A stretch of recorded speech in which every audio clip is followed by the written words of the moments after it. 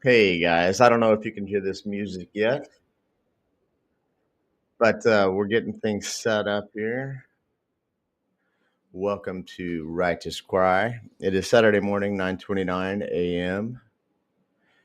And how's everybody doing today?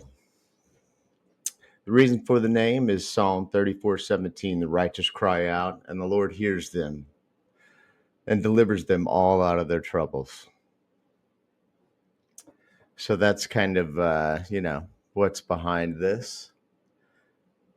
Hey, Mom, is that you actually on the on the podcast that I see there?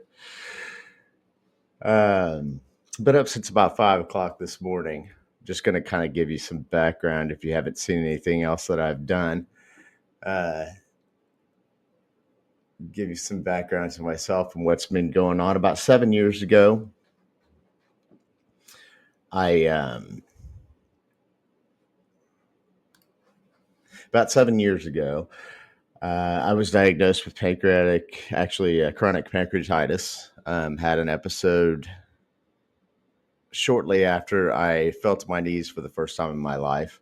I was an alcoholic for about 35 years, and I was out at Smithville Lake going on a run, and I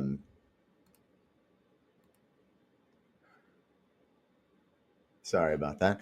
And like I said, I'm still getting set up here to get this started again, and I could not stop drinking. So and I had tried and I had tried and I had tried and I did have a short, stint here and there where I was able to stop, but I just couldn't put long enough together. So, and if you have ever struggled with anything like this, then you know that it's just not an easy life. I didn't hide it though, like most people do, or a lot of people do. Um, I ended up basically hitting my knees on the trail. Didn't care who saw me. Busted out into tears, begging God to stop my urges, stop my needs, stop. Just I wanted to quit, and I just didn't have the strength. So I finished my run, got a couple of drinks, went back home. And the next morning, he had answered my prayers, but not in a way that I had anticipated. So when I got up, I was violently ill. I had never had pancreatitis before. I, odd enough, was in a hospital room the one time that I ever stayed in the hospital for more than a couple of hours with a torn MCL in my knee. And there was a guy that was an alcoholic next to me, sort of foreshadowing going on there. So, and he was having a pancreatitis attack, and it looked absolutely miserable, and it is. So I'm going to go ahead and try to speed this up and run down this for you. Um, so I, like I said, I got violently ill. I spent 4 days in bed, rolling around in the worst pain that I've ever been in my entire life. And when I finally went to the hospital, they told me what had happened. Basically, told me that if I had continued to drink, that it was going to happen again, and that I wasn't going to be able to stop it. So I stopped for the moment and got myself together. And my kids lived in Texas, right outside of Austin and Waco, kind of in Coppers Cove, Texas. And so I was able to put together a job and a little bit of money and moved down there and got a little place. I actually stayed with my aunt, first of all, in Dallas, but got a little place, was able to be around my kids again. Things were pretty odd. My ex wife was getting remarried. Um, so I kind of started to dabble again. Well, long story short on that, COVID hit shortly thereafter too, and I fell completely off the wagon. Started getting sick again a couple months after that, but this time it was different. It wasn't just the pancreatitis attacks. I started getting yellow, jaundiced, and things like that. So figured it had something to do with my liver, but I went to the hospital a few times and they told me that it was just the pancreatitis. So, and that I had a bit of a fatty liver that I needed to watch, but that was it. Well, eventually I ended up getting so sick that I couldn't stay in my place down there. Plus, like I said, during COVID, it was during all the COVID stuff. So I could not find any work. And even if I could, I probably couldn't have stayed on a regular basis. I didn't know what sort of schedule that I would have or anything else, because I didn't know when I was going to be too sick to work. So, anyhow, I ended up having to come back to the Kansas City area. So I did that. I went and stayed with a friend. I'm trying to put this all together again. I went and stayed with a friend for a while and didn't drink as much as I had been, but I drank enough to make the situation worse. And went to the hospital. Finally, started losing weight at an alarming rate. Went to the hospital. Found out I had end stage liver disease. Not that I was getting liver disease, but we had already hit the point of you are not going to live through this, is what they were telling me, that I had a very slim chance of living for another 3 months. And for some reason, I knew they were wrong. It wasn't even a question. So I went along, did my hospital visits, did several hospital stays. It's a very violent thing. And the reason why I want to kind of go over this being sick is I am now a Christian life coach and counselor. So I encourage people to go to thesoultrek.com and schedule an discovery call for free. You can call for 30 minutes. I'll talk to you. We'll see if what we can do and go from there if you're struggling with any sort of an addiction. Once again, that's thesoultrek.com. So went on with this. This stretched into about a year and a half, on full disability right now. I thought I was coming out of it, and basically what happened was I this whole time I had it in my head. I had a calling to become a minister. So I became an ordained minister as well, started taking classes, became certified in coaching and counseling, very active with the church, and got better and better little by little. Different things happen when you have liver disease. It affects everything. So little by little, like I said, I started getting better. So I decided that my trip that I felt like I was called to do was basically I wanted to get a travel trailer, but I couldn't afford it. So I lived out of the back of my Jeep and in tents, and I went to Colorado for almost a month, went to Utah for a little bit, and then went to California for several weeks, and, got to visit some different churches and things like that. But I now was having trouble with encephalopathy, which basically is when your ammonia level gets so high that you can go into a coma or you can die. Okay, I completely skipped over this because I was working on some technical stuff. But during the end stage liver disease, I had 2 GI bleeds, which is one of the things that they worry about the most, wherein I actually died during them. And he brought me back. And at no time was I ever afraid that this was going to take my life for some reason. The doctors and nurses couldn't figure it out. But like I said, I'm trying to kind of go through this quickly. And if anybody wants, I can do a more detailed rundown of the illness. But let's just suffice it to say it is the worst thing that you'll ever go through. And I'm not finished yet.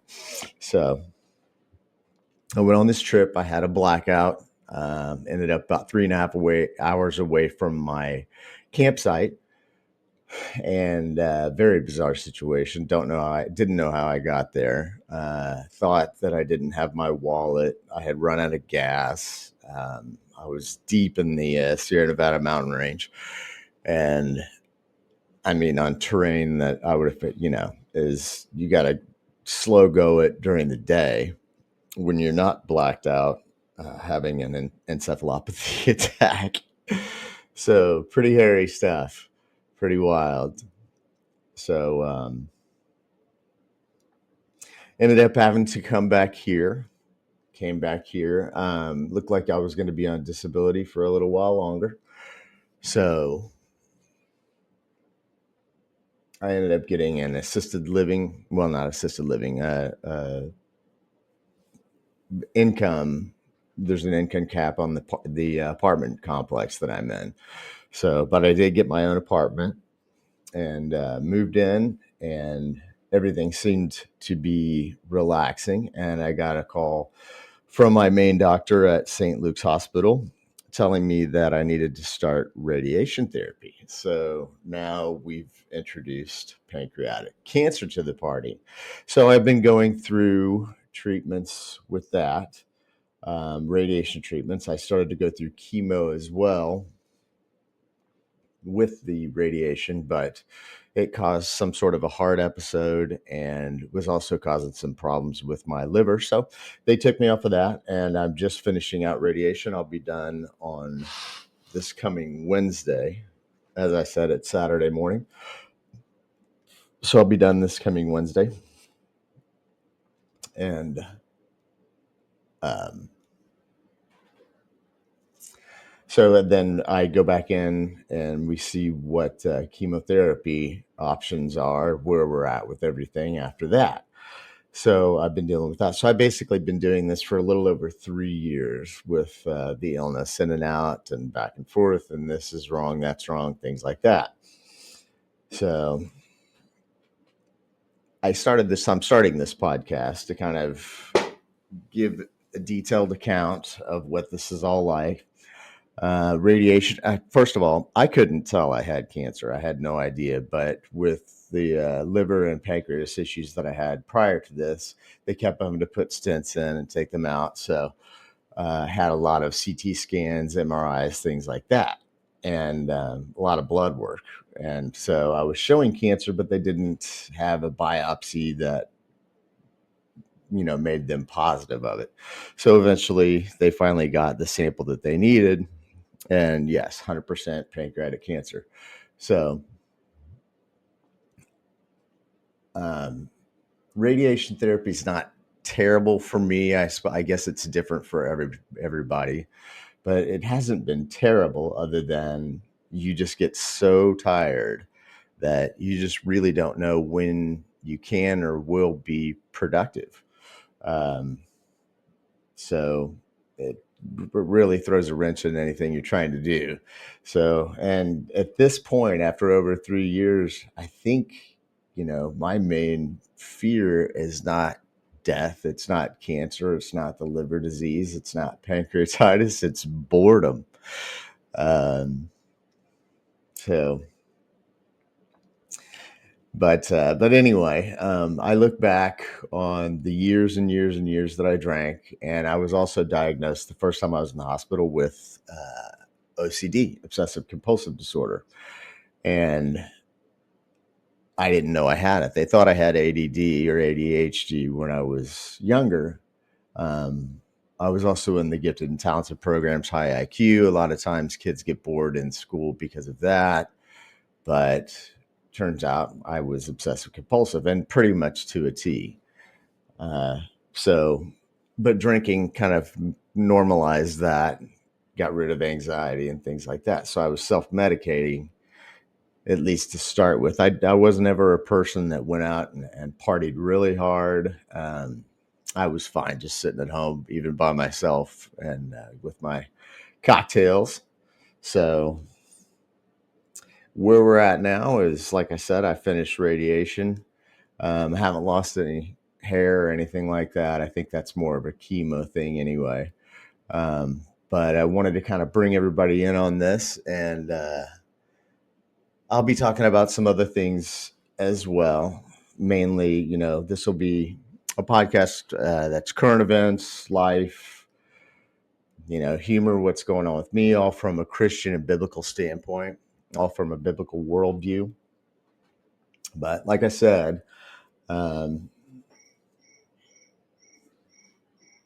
So excuse me, that's where I'm at right now. Um, I'm in dire need of excitement. You would think that with the death sentence that I've been given, and I still don't think that this is going to do me in. I think that God has a bigger plan for me. I would love to get into public speaking, sort of go through, the differences in how we view life at different times in our lives. And especially when you think you might be giving yours up very soon for several years in a row, it changes the way that you look at everything, and you really kind of cock your head to the side when you see people hanging up on things that ultimately are just not going to matter. Saying hi to somebody logging in here. So, like I said, I'm fighting boredom now, just trying to get all the treatments done. Lately, I've kind of I love camping. So if you go to my Facebook page or on the website soon, which is thesoultrek.com again, you'll see as soon as I add some more of the photos and things like that. I'm a really outdoorsy person. I used to run all the time. Um, so I happened to bump into these camping shows on YouTube where people encounter, scary things or whatever. So, or they go to abandoned buildings. And it's funny, I was watching early this morning. Like I said, I was up at 5. I really don't have any sort of a schedule anymore. There's no way to keep one on the radiation because I can feel like I'm going to stay awake all day, be fine, and crash out on the couch, sitting up, wake up 3 hours later, no idea. So, kind of chuck that to the wayside too. Is It's okay. I just don't really plan anything time wise, and I let everybody know that I may be looking at, and I don't know. You'll have to hit me up as close to the the time that we're supposed to do something as possible. But it was kind of funny on this one day, on this one haunted camping abandoned video or abandoned building video deals. They advertise it as, this is going to make you think twice the next time you step into an abandoned building. And I was thinking this morning, does that happen very often? Do a lot of you guys just find yourself wandering around and going in abandoned buildings? I don't think that I've ever done that really. So, um, and most of the time, it ends up when somebody's out camping. Now, it's so bizarre too, though, but it ends up being other people. And you just wonder what people are doing out in the middle of nowhere, just scaring the daylights out of other people. And nobody ever answers when they say hello and things like that. But anyway, that's kind of my new little pass the time thing. That and the funny pet videos. I've got a dog named Abel, as in Cain and Abel in Genesis, um, who is obsessed with watching dogs do silly things on TV as well. So, but like I said, I'll be checking in. I'm going to try to do this every weekday morning, and just kind of go through a lot of what I'm going to talk about now too. Is for quite a while I was completely removed from everyday, current events and things that were going on. I realized that I was a little different than most people. I didn't see things the way that they did. So I just shut it off. I didn't pay any attention to politics, didn't pay any attention to, like I said, current events or what direction society was going in. I just kind of kept to myself and things like that. But about 7 or 8 months ago, when I started thinking and I started trying to get a podcast going on a regular basis, I thought, well, I'll go ahead and plug myself back in a little bit and see what's going on so that at least I have some frame of reference because it's a big deal to me. And even if it's not, it doesn't seem to be with quite a few people anymore, but it doesn't seem to be a big deal that people actually take the time to become educated on, or familiar with, sometimes even the things that they talk about. So at any rate, sorry I'm jumping around here, but I just was astonished at the way everything was politically, and just how at odds everything is, and just the what seemed to be at the time to be the common belief that everybody's got their own truth and things like that, which to me seems like one of the most just crazy selfish things you can do, is to say that that that truth is subjective, when I don't see it that way. I think that there are truths that you could might be able to say are subjective, but for the most part, then it's not necessarily really a truth. There are unbiased truths, things that are just true, whether we want them to be or not. Um, and another thing too, I started watching a lot of videos and doing some reading on atheists and why they think the way that they do. And it turns out that a lot of people that are against Christianity uh, have never read the Bible. And I suppose that's sort of in a microcosm too. What I'm getting at here is to become as knowledgeable as you possibly can before you really go making judgment calls. And especially, well, we don't really have what would normally be called debates anymore. It's just people screaming and talking over each other. I think I've watched a lot of stuff trying to educate myself on sort of where everybody was at, and things like that. But it's just been crazy to me, the lack of actual knowledge, that people form such strong opinions about stuff that they obviously don't feel strongly enough about to research. So anyway, not to beat a dead horse, but as long as you make sure you're knowledgeable about it, you're respecting the person that you're talking to about it, you're respecting yourself, and you have a much more powerful argument. So that was one of the first things that shocked me, that and just some of the things that people believed.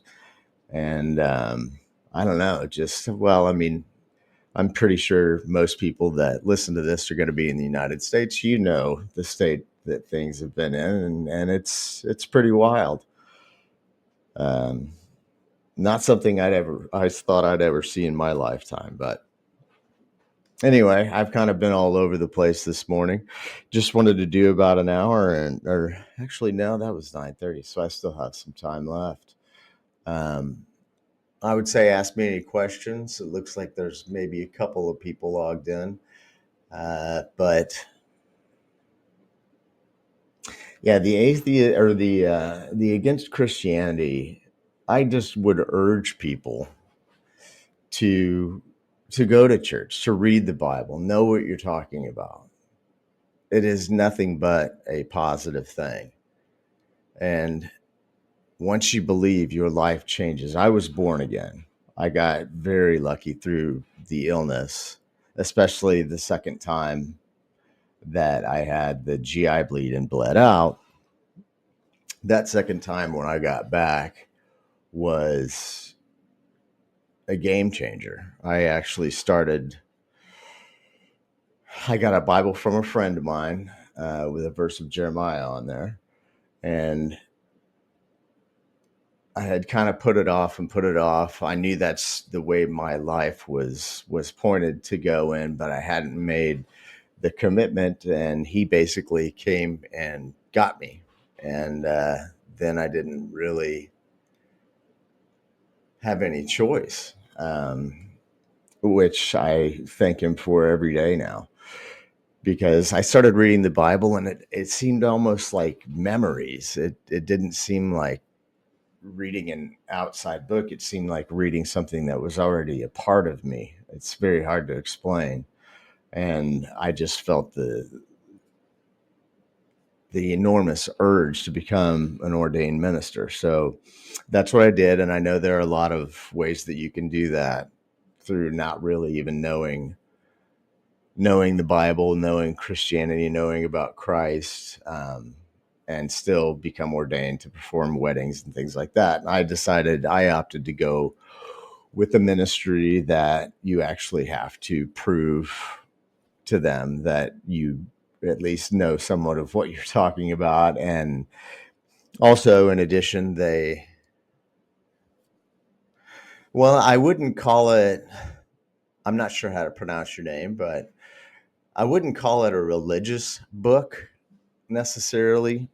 Christianity is different than all the other faiths that there are, and there are definitely religions. It says, how can a religious book change someone's life? What you have to do to some degree is, suspend disbelief. Also, there are supernatural aspects of it, and there are very reality based aspects of it, where, when you start thinking of, all the religions are not even close to being the same. um, Almost, outside of, if you would call paganism a religion, um, outside of that, Christianity is one of the only ones that you don't just do a set of things and you're supposed to earn your way through works in order to earn whatever it is that the prize is supposed to be at the end of it. It's much more nuanced. It's much more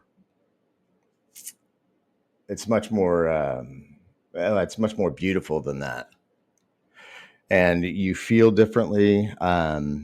Once you are born again, once you live in Christ, you no longer want those things, the things that you wanted to before, the sins that you would commit that may not seem that big of a deal. I don't swear anymore for the most part. I've slipped up a few times here and there, but I no longer have the same desires. I'm a very different person. So it absolutely changes your life. Well, I think that, as far as he says, I think modern humans don't need any religions to be guided. I guess it depends on what you mean as far as being guided. You are already born with the commandments written on your heart. So you already are. Otherwise, I don't know if you're an atheist or not. Are you an atheist, or do you believe in God? You're an atheist. So you believe in only materialism, like a materialistic view of the world, that there is no right and wrong. Well, then I'm not sure what your situation is or anything like that, but and they just said yes, exactly.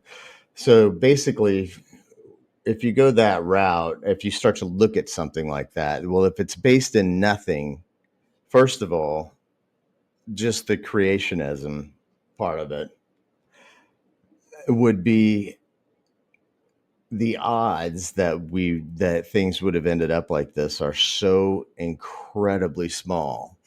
Not to mention the fact that it's basically scientifically accepted too, that the Big Bang was most likely real. And there is no example anywhere of anything, any circumstance where something came out of nothing. So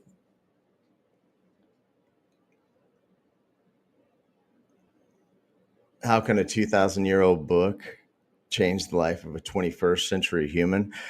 Because at the core, it's still the same. In fact, if you read the Bible, you will find a lot of similarities as to what we deal with on a daily basis here. But 2,000 years is not really very long. Culturally, yes, things have changed. Technology has changed things, but at the core, and those things are mainly also not supposed to be anything that We're not supposed to put our faith or our focus on worldly things. So it definitely changes your life. It's your relationship with God. It's your faith that Jesus Christ was born of a virgin, that he was sent to die for our sins, and that he was resurrected. And simply just the Beatitudes, the Sermon on the Mount is one of the most highly regarded speeches or sermons, or however you want to put it, that has ever been given. Uh, there's a reason why you feel the need to be nice to somebody. There's a reason why that inherently right from wrong. And, you just simply wouldn't. Well, it was an immaculate birth. God can do anything. If you simply look at the difference between a man or a woman and an animal, why is that difference so incredibly huge? Why is that gap so huge? Why has there never been any proof found of, not to mention the fact that as far as Christianity goes, there is tons of archaeological proof there. It's not even debated anymore whether or not Jesus existed. Um, by historians, by scientists, by all accounts, there were tons of eyewitnesses. People died because they wouldn't change their story on actually walking with him. The 400 eyewitnesses after he was crucified. I'm not brainwashed, I'm brain cleaned. I was brainwashed before to think that these things that are around us now actually mattered. That what you wear or what someone thinks of you or what kind of car you drive or anything like that, that's brainwashing. Those things are completely, and I've always felt like that. Even prior to becoming a Christian, I've always wondered how on earth anyone got sucked into that, because at the end of the day, other people don't even really care what you're wearing, and you don't even really see it, things like that. And I'm only using the clothes as an example because, well, it's an easy example to use. But yeah, the Bible did not brainwash me. And as far as that goes, I knew a lot of it before I ever even read it the first time. And I'm on my third time reading it cover to cover now, and I get something out of it every time. I see how it affects people through the church. I see when things happen for the greater good. And I see when and why prayers are and are not answered sometimes. And to be honest with you, I had an encounter the second time when I was gone for 26 minutes. And there is a reason why when I came out, nobody had told me to pray on it. I had not been reading the Bible. I hadn't set foot in church probably, well, other than a handful of times my ex-wife wanted me to go to church with her and the kids, and I never paid any attention. I was always ready to get out and have a beer. So I never paid any attention to it. I didn't think one way or the other if you wanted to believe in it. But the reason I didn't believe in it wasn't because I didn't believe in God, and it wasn't because I didn't think that the Bible was true, although I've been guilty prior of using the same arguments that a lot of people use, and that it was written by men. It's been translated so many times that there's no way that it could be accurate and things like that, or it's a game of telephone and things like that. But which the Bible is actually one of the most accurate books historic accounts.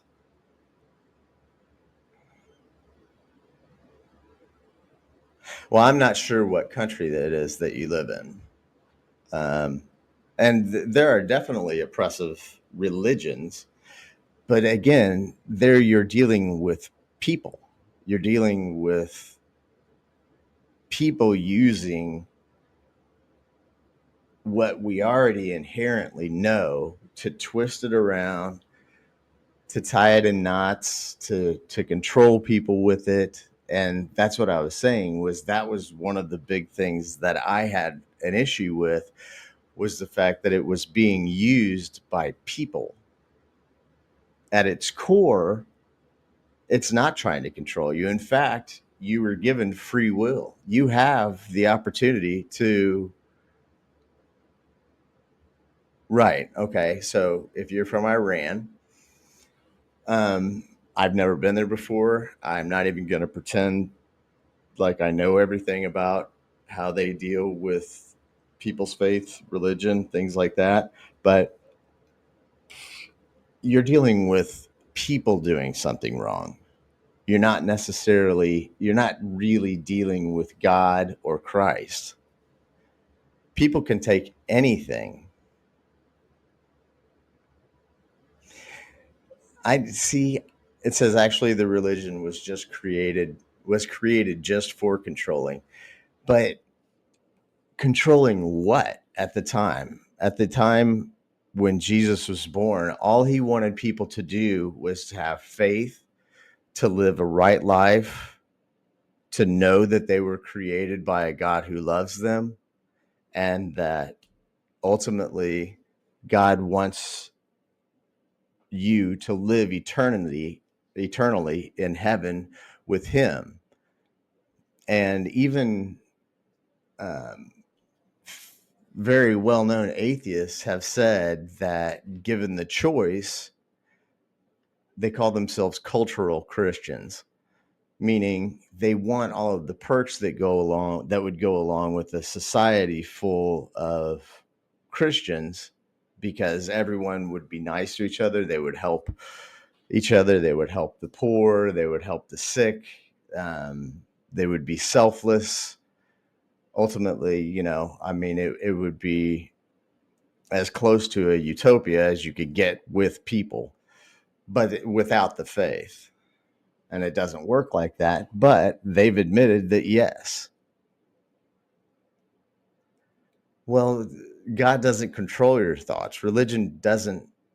Well, that there were rules in the Old Testament. See, I'm only speaking of Christianity because although I know a little bit about other religions, I don't know enough to have a platform. So I try to practice what I preach, and so I wouldn't want to speak out of turn. Uh, but yes, there was a time when there were clean and unclean things in the Old Testament before Christ for the Jews. And ultimately, the reason for that was because God wanted a degree of separation between them and the rest of the world. So their lifestyles were more strict. And, a lot of the cleanliness laws, a lot of things like that. Now, when Jesus came, a lot of that was either relaxed or changed. And it was definitely, he tried to explain what it was for. But again, that brings me back to the free will. You're welcome to eat or not eat, whatever it is. You're welcome to not have faith. You're welcome to not go to church. You're welcome to not read the Bible. You're welcome to not participate in religion, at least in the United States. And you're welcome to take your chances and turn your back on something that's beautiful, that's wonderful, that makes life have such a deeper meaning than anything else. You're more than welcome to ignore it. Just when people start getting into, well, that's not a forgiving or a loving God that would send you to hell. Well, that's where you're not looking at it correctly, because the only reason you would go to hell is because you chose to. You chose to live apart from God. And you're welcome to choose that. And religion doesn't say anything. The people that are interpreting religion say things. The book never got up and woke me up and told me that I needed to read it because there was something that I needed to understand.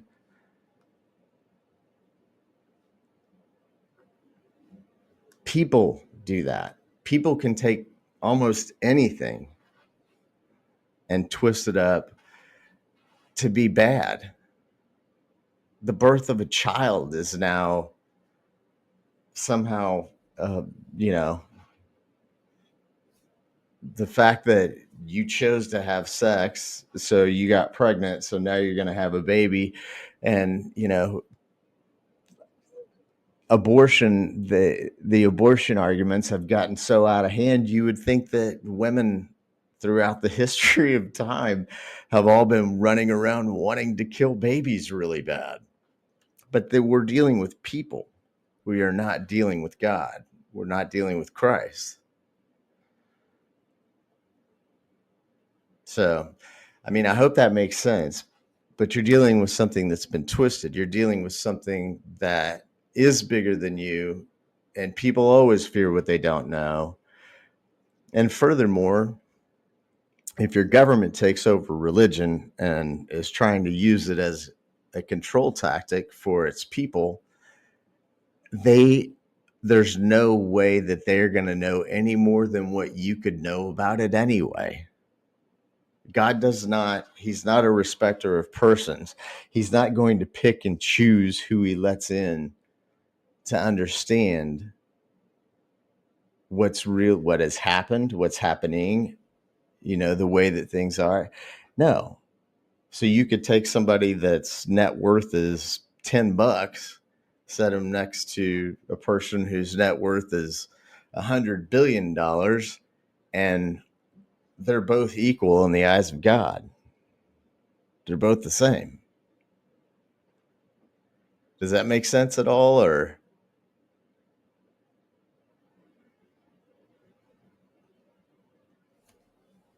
I don't know if I lost you. You still say that you're logged in, but and trust me, I do understand the doubt because of what people do to when they get a hold of something that they know can change the way that people think. But that's people doing that. That's not God.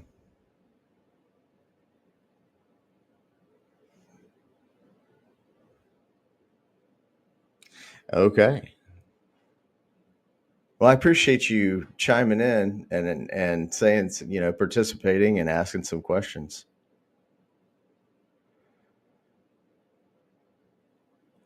I'm going to be starting on Monday. I'll be doing this every Monday morning, and today started out a little choppy.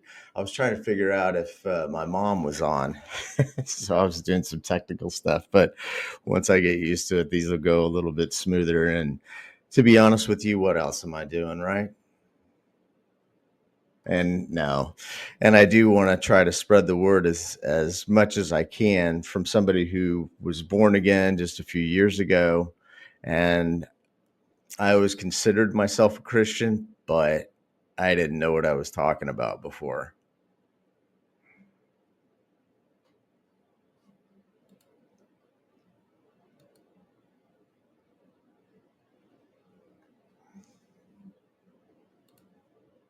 Did that help at all, or do you have anything else you want to say? Because I'm interested to hear what you have to say too, because I've never been in that situation before.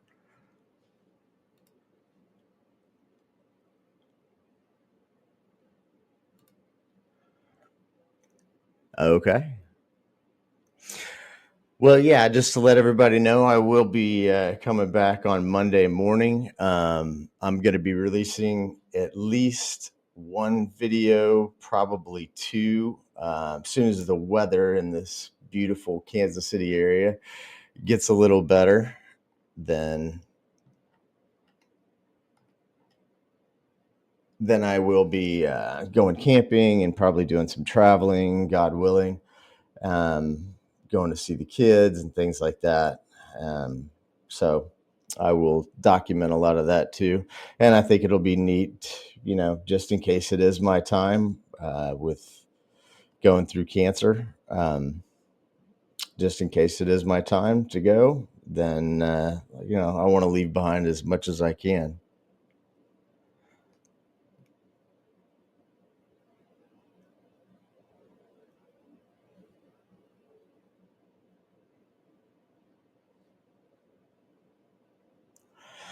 Okay.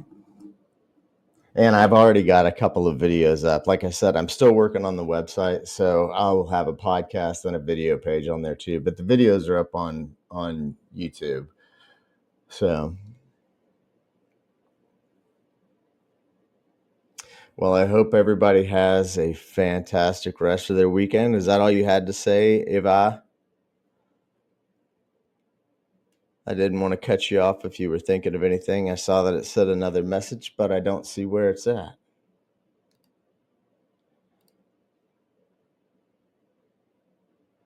We'll tune back in Monday if you can think of anything to say. And if anybody has any topic ideas or anything like that, my email address also is ryan@thesoultrek.com. Ryan, RYAN, @thesoultrek.com. So shoot me an email and, we'll see what I can put together. And hopefully we'll get a little bit smoother from here on out. Everyone have a great weekend, and we'll talk to you later.